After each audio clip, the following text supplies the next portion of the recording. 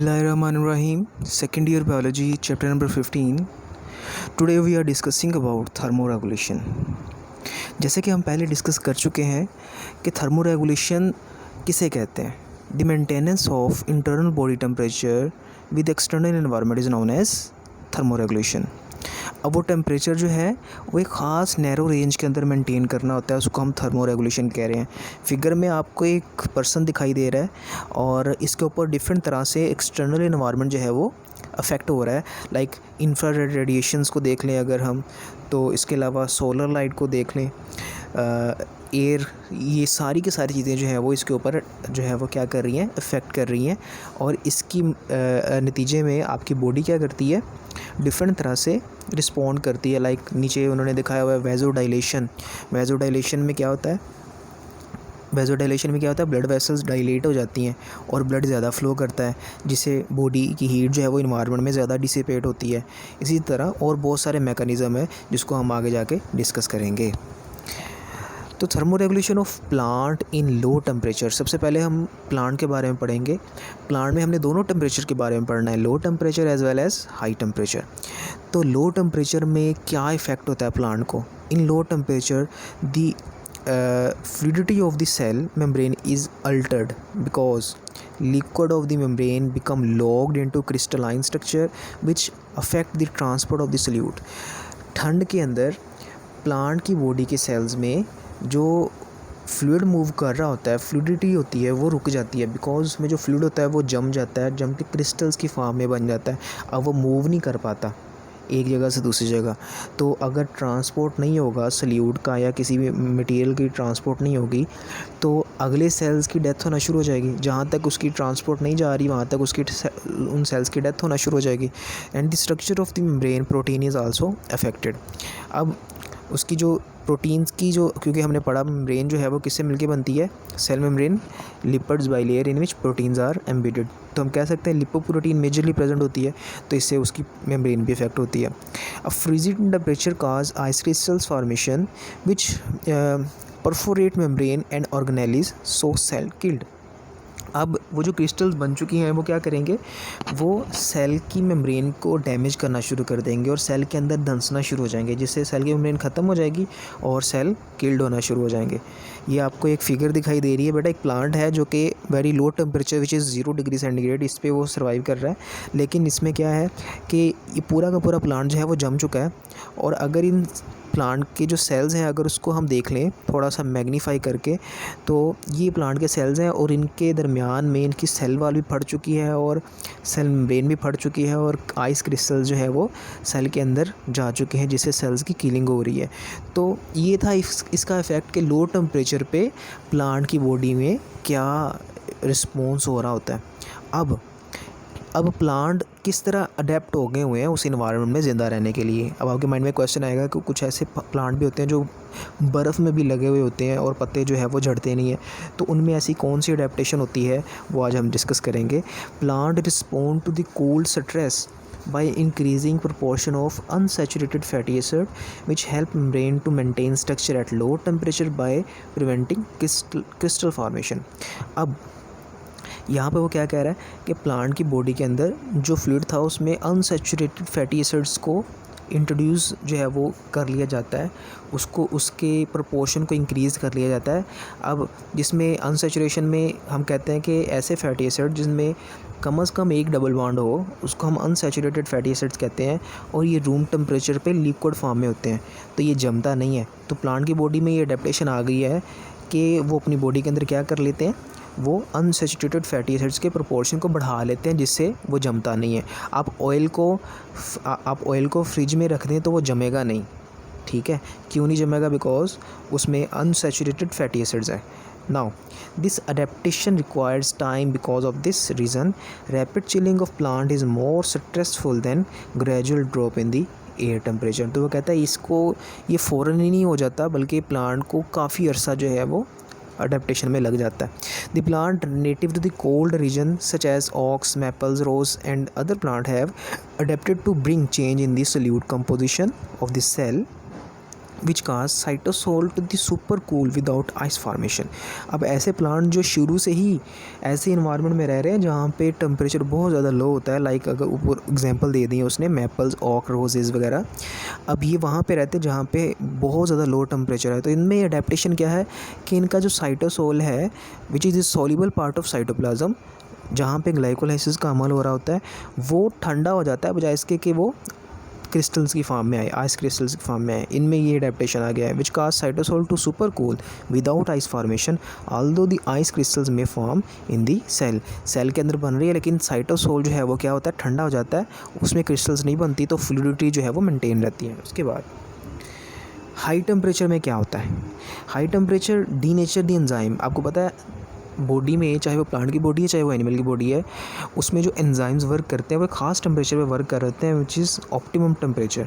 अब अगर उस टेम्परेचर से ज़्यादा होगा ना, उस टेम्परेचर से ज़्यादा टेम्परेचर होगा तो एंजाइम डी नेचर होना शुरू हो जाएंगे, बिकॉज हम पढ़ चुके हैं कि enzymes are protein in nature. Enzyme क्या होते हैं, प्रोटीन इन नेचर होते हैं।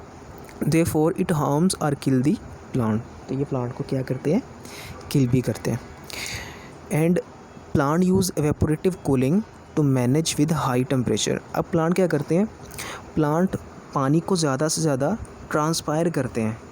पत्तों पर से या प्लांट की बॉडी पर से पानी का एवेपोरेट होना ट्रांसपायरेशन कहलाता है, ठीक है। The evaporation of water from the surface of leaf is known as transpiration. तो पानी ज़्यादा से ज़्यादा ट्रांसपायर किया जाता है ताकि हाई टेम्परेचर में बॉडी कूल डाउन हो जाए। तो इसीलिए हमने पीछे पढ़ा भी था कि हमने ज़ीरोफाइट्स के बारे में या हाइड्रोफाइट्स के बारे में या मीज़ोफाइट्स के बारे में भी हमने ये ब्रीफ डिस्कशन की थी। Hot and dry weather however cause water deficiency result in closing of stomata, thus plants suffer in such condition। अब यहाँ पे वो क्या कहता है कि अगर प्लांट की बॉडी एक ऐसे इन्वायरमेंट में है जहाँ पे टेम्परेचर बहुत ज़्यादा हाई है, अब उस इन्वायरमेंट में उसके प्लांट के जो एंजाइम है वो डीनेचर होना शुरू हो जाएंगे। अब उसको बचाने के लिए प्लांट की बॉडी क्या करती है, ज़्यादा से ज़्यादा ट्रांसपायरेशन करती है, पानी ज़्यादा से ज़्यादा एवेपोरेट होता है, कूलिंग इफेक्ट जनरेट होता है, प्लांट की बॉडी ठंडी हो जाती है। लेकिन जब प्लांट की बॉडी के अंदर पानी ख़त्म हो गया और ज़मीन में भी पानी ख़त्म हो गया, अब क्या करेगी, अब प्लांट अगर मज़ीद पानी एवेपोरेट कर देगी तो डिहाइड्रेशन से प्लांट की डेथ हो जाएगी। तो फिर वो क्या करते हैं, अपने स्टोमेटा को क्लोज़ कर लेते हैं ताकि ट्रांसपायरेशन ना हो जाए, ठीक है। पहले क्या हो रहा था, कूलिंग करने के लिए ट्रांसपिरेशन कर रहे थे, अब उन्होंने क्या कर दिया, स्टोमेटा को क्लोज़ कर दिया, बिकॉज पानी नहीं बचा, थोड़ा सा पानी रह गया। अब उन्होंने क्या किया, स्टोमेटा को क्लोज़ कर दिया ताकि पानी अंदर रिटेन रह सके और प्लांट की बॉडी टर्जिड रह सके। लेकिन अब स्टोमेटा क्लोज़ हो गया, एवेपोरेशन नहीं हो रही, इसका मतलब है प्लांट की बॉडी गर्म होना शुरू हो जाएगी। तो अब क्या होगा, अब इनमें अडेप्टेशन कौन सी है वो देख लेते हैं। Most plant have adapted to survive in heat stress as the plant of temperate region face the stress of 40 degree centigrade and above. Now the cell of these plants synthesize large quantities of the special type of protein called heat shock protein। अब जैसे मैं बता रहा था कि transpiration भी रुक गई है क्योंकि स्टोमेटा क्लोज हो गए। स्टोमेटा क्यों क्लोज हुए, बिकॉज पानी कम बच गया है। अगर मज़ीद पानी एवेपोरेट हो जाएगा तो डिहाइड्रेशन से प्लांट की बॉडी की डेथ हो जाएगी। अब उससे और लेकिन गर्म हो गया प्लांट, अब उसमें जो एंजाइम्स हैं उनको डीनेचरेशन होने से बचाने के लिए क्या किया जाता है, इनके अंदर एक स्पेशल टाइप की प्रोटीन बनना शुरू हो जाती है जिसको हम क्या कहते हैं, हीट शॉक प्रोटीन्स। अब ये प्रोटीन्स क्या करती हैं, ये एंजाइम्स को एम्ब्रेस कर लेती हैं, उस एंजाइम के इर्द गिर्द एक ग्लाफ की शक्ल में उसको कवर कर लेती हैं ताकि डीनेचरेशन ना हो। These proteins embraces the enzymes and other protein दस हेल्प टू प्रिवेंट डीनेचरेशन। अगली चीज़, थर्मोरेगुलेशन इन एनिमल्स। अब ये तो था प्लांट्स जो हमने डिस्कस कर लिया। अब एनिमल्स में थर्मोरेगुलेशन कैसे होती है। एनिमल्स में temperature of an animal depend upon the rate of change of body heat. ये किस पे डिपेंड कर रहा होता है, बॉडी की हीट कैसे चेंज होती है, यानी कि बनती है या फिर लॉस होती है, इस पर डिपेंड कर रही होती है टेम्परेचर एनिमल की बॉडी का। अब उसमें rate of change of heat depends, अब ये जो चेंज है हीट का ये किस पे डिपेंड कर रहा है, ये दो चीज़ों पे डिपेंड कर रहा है। पहली चीज़ है the rate of heat production through metabolism. अब आपकी बॉडी के अंदर जो मेटाबॉलिक प्रोसेसेस होते हैं रिएक्शंस होते हैं, कैटाबॉलिक प्रोसेसेस होते हैं, उनमें क्या होता है, हीट रिलीज़ होती है, हीट बढ़ रही होती है, ठीक है ना। तो उससे एक हीट प्रोड्यूस होती है, एक वो, दूसरा rate of external heat gain and loss of, यानी कि हम बाहर से हीट को क्या एब्जॉर्ब करते हैं या उसको यूज़ करते हैं, ठीक है, उसको एब्जॉर्ब करते हैं या फिर लॉस कर रहे हैं, दो चीज़ों पर डिपेंड करता है। अब पहली चीज़ है हीट गेन, जिसमें हम infrared thermal radiations and direct or reflected sunlight transfer heat into the animals. सूरज की तरफ से जो इंफ्रारेड रेडिएशंस आ रही हैं, ये डायरेक्ट या इनडायरेक्टली प्लांट की बॉडी या एनिमल की बॉडी, कोई भी ऑर्गेनिज्म है, क्योंकि हम एनिमल्स पढ़ रहे हैं, तो एनिमल्स की बॉडी क्या करती है, उसको एब्जॉर्ब करती है, ठीक है, हीट गेन कर रही है। तो इस तरह बॉडी की हीट जो है वो चेंज होती है, rate of change of body heat. दूसरी चीज़ हीट लॉस। अब रेडिएशंस जो है radiations and evaporation transfer heat out of the environment. अब ये आपकी बॉडी से एवेपोरेशन जब होती है तो भी आपकी बॉडी से क्या होती है, रेडिएशंस निकलती हैं, ठीक है। तो ये दोनों चीज़ें हैं, हीट गेन और हीट लॉस। अगली चीज़ है classification of animals on the basis of response of animal to the variation in environmental temperature. हमने एनिमल्स को क्लासीफाई कर दिया है किसकी बेस पे, on the basis of response of animal to variation in environment. Environment में variation के हिसाब से हमने एनिमल्स को दो हिस्सों में क्लासीफाई कर दिया है। अच्छा, ये चीज़ बड़ी ज़रूरी है समझने के लिए कि जो क्लासिफिकेशन है ये ओल्ड क्लासिफिकेशन है, ठीक है, ये ओल्ड क्लासिफिकेशन है, इसके बाद न्यू क्लासिफिकेशन भी आएगी। दो तरह से एनिमल्स को क्लासीफाई कर दिया है, एक को हम किलोथम्स कहते हैं और एक को हम होम्योथम्स कहते हैं। किलोथम्स को हम दूसरे लफ्ज़ों में कोल्ड ब्लडेड भी कहते हैं और होम्योथम्स को हम दूसरे लफ्ज़ों में वार्म ब्लडेड भी कहते हैं। Poikilotherms the animals in which body temperature fluctuate more or less with the changing air or water temperature.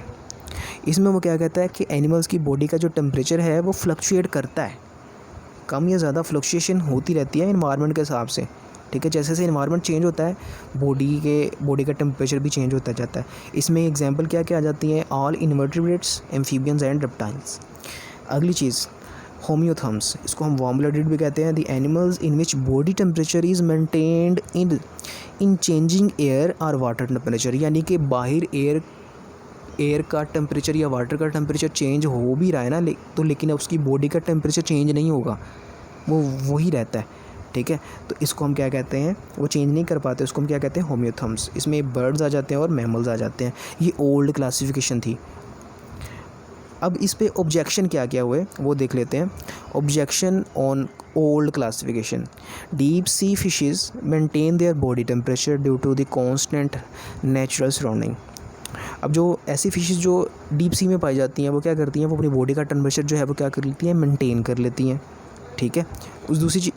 उसके बाद दूसरा पॉइंट क्या है, lizard regulate there body temperature. Lizard अपनी बॉडी का टेम्परेचर रेगुलेट कर सकती है, जैसे बास्किंग वगैरह करती है लिजर्ड, धूप सेक रही होती है, हीट गेन कर रही होती है। इसी तरह many birds and mammal very there body temperature like human birds and mammals. ये अपनी बॉडी का टेम्परेचर जो है वो वेरी कर सकते हैं, इनकी वेरी हो रहा होता है। अब क्लासिफिकेशन ये तो थी ओल्ड क्लासिफिकेशन, इसमें बहुत सारी चीज़ें जो है वो समझ नहीं आती, एक तज़ाद सा आ रहा होता है कि इसमें अगर ये है तो इसमें ये क्यों है। तो अब हमने न्यू क्लासिफिकेशन पढ़नी है on the basis of heat production. इसमें हमने एनिमल्स को तीन तरह से कैटेगराइज कर दिया है। पहले है एंडोथम्स, ऐसे animal that generate their own body heat. ऐसे एनिमल जो अपनी बॉडी की हीट खुद जनरेट कर सकते हैं, ठीक है। जैसा कि मैं अगर बैठा हूँ तो मैं अपनी बॉडी की हीट खुद जनरेट कर सकता हूँ। मैं शिवरिंग से या मेटाबॉलिक हीट की ज़्यादती करके मैं अपनी बॉडी के अंदर हीट जनरेट कर सकता हूँ, तो मैं एंडोथम्स में आऊँगा। The animals that generate their own body heat through heat as by product during metabolism. इसमें बर्ड्स आ जाती हैं, some fishes, insect and mammals. उसके बाद ectotherms, the animals which produce metabolic heat at low level that is also exchange quickly with the environment। ये metabolic heat produce तो करते हैं लेकिन लो लेवल पे। एंडोथर्म्स जो है वो अपनी बॉडी की हीट प्रोड्यूस कर सकते हैं हाई लेवल पे, ये लो लेवल पे करते हैं। और अगली चीज़ जो मोस्ट इंपॉर्टेंट है वो क्या है, that is also exchange quickly with the environment, जो कि इन्वायरमेंट के साथ फौरी जो है वो एक्सचेंज हो सकती है। And absorb heat from the surrounding, environment को दे भी रहे हैं, लॉस भी कर रहे हैं और गेन भी कर लेते हैं, लेकिन अपनी बॉडी के अंदर हीट बनाते हैं, लेकिन थोड़े लेवल पे। इसमें हमारे पास इनवर्टिब्रेट्स आ जाते हैं, फिशेस, एम्फीबियंस एंड रेप्टाइल्स आ जाते हैं। Heterotherms, the animals who are capable of varying degree of endothermic heat production but generally do not regulate their body heat। ऐसे एनिमल जो अपनी बॉडी की हीट खुद नहीं बना सकते, लेकिन वो इन्वायरमेंट से गेन कर लेते हैं। वो अनएबल होते हैं अपनी बॉडी की हीट खुद करने के लिए, लेकिन इन्वायरमेंट से ले लेते हैं। उसको हम क्या कहते हैं? हेटेरोथर्म्स।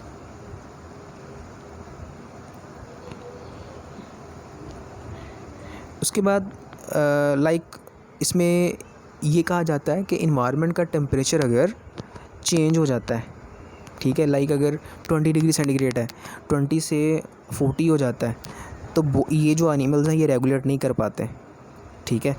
तो उनकी बॉडी का टेम्परेचर जो है वो रेगुलेशन उनमें नहीं हो पाती, लेकिन इसको हम क्या कहते हैं? हेटेरोथर्म्स कहते हैं। इसमें बैट आ जाती हैं, ह्यूमिंग बर्ड्स आ जाते हैं।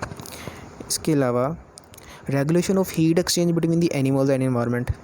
अब एनिमल्स और इन्वायरमेंट जो है वो अपनी बॉडी से हीट को एक्सचेंज कैसे करते हैं, उसको रेगुलेट कैसे करते हैं, मेंटेन कैसे करते हैं, उसमें हमने तीन तरह से अडेप्टैशंस पढ़नी है कि एनिमल्स में ऐसी कौन सी अडेप्टैशन है जिनसे वो इन्वायरमेंट में सर्वाइव कर लेते हैं। तो पहली अडेप्टैशन है स्ट्रक्चरल और मॉर्फोलॉजिकल अडेप्टैशन। मॉर्फोलॉजी कहते हैं फॉर्म एंड स्ट्रक्चर को। फर्स्ट ईयर में हमने पढ़ी थी मॉर्फोलॉजी की डेफिनेशन। तो इसमें पहला पॉइंट क्या है? These may be long term change in subdermal fatty layer, insolation and pillage. अब इसमें क्या होता है कि इनकी जो स्किन होती है, स्किन में डर्मस होती है और डर्मस के नीचे हाइपोडर्मस होती है। वहाँ पे क्या होता है कि फैट की लेयर जमा होना शुरू हो जाती है, जो कि इंसोलेशन क्रिएट करती हैं और अंदर की जो बॉडी की हीट है उसको बाहर जाने से रोकती हैं। ये इनमें अडेप्टैशन है एनिमल्स में। इसी तरह जैसे कि बहुत ज़्यादा जो बाइसन है वो पहाड़ी इलाकों में रहता है, उसमें जो है वो फ़ैट की मोटी लेयर होती है या उसमें फ़र होती है बहुत ज़्यादा, या फिर जो है वो ऐसी फ़िशेस जो कि गहरे समंदर में रहती हैं जहाँ पे टेम्परेचर बहुत ज़्यादा लो होता है। अब उनमें ब्लबर्स पाई जाती हैं, फ़ैट की लेयर्स पाई जाती हैं जो कि इंसुलेशन के तौर पे काम करती हैं। इसी तरह अगली चीज़ क्या है? Presence of sweat glands. Sweat glands में क्या होता है कि आपकी बॉडी के अंदर जो स्किन है वो स्वेट प्रोड्यूस करना शुरू कर देती है, जिससे स्वेट वेपोरेट होता है और कूलिंग इफेक्ट जनरेट होता है, ठीक है। इसके अलावा लंग्स मॉडिफाइड फॉर पेंटिंग। जो लंग्स हैं वो मॉडिफाइड हो गए हैं पेंटिंग के लिए। जैसा कि डॉग्स और बर्ड्स वगैरह ये पेंटिंग करते हैं। डॉग को आपने अक्सर देखा होगा कि अपनी ज़ुबान बाहर निकाल के तेज़ी से सांस ले रहा होता है, जिससे सलाइवा, उसकी ज़ुबान के ऊपर सलाइवा काफ़ी सारा मौजूद होता है और वो तेज़ी से सांस ले रहा होता है, जिससे सलाइवा वेपोरेट होता है, कूलिंग इफेक्ट जनरेट होता है, बॉडी ठंडी हो जाती है। इसी तरह बर्ड्स में भी यही होता है कि बर्ड्स क्या करते हैं, अपने माउथ को ओपन करके तेज़ी के साथ सांस ले रहे होते हैं और ये भी पेंटिंग कर रहे होते हैं। पेंटिंग से क्या होता है? बॉडी का टेम्परेचर डाउन हो जाता है। उसके बाद नेक्स्ट है फिजियोलॉजिकल अडेप्टेशन।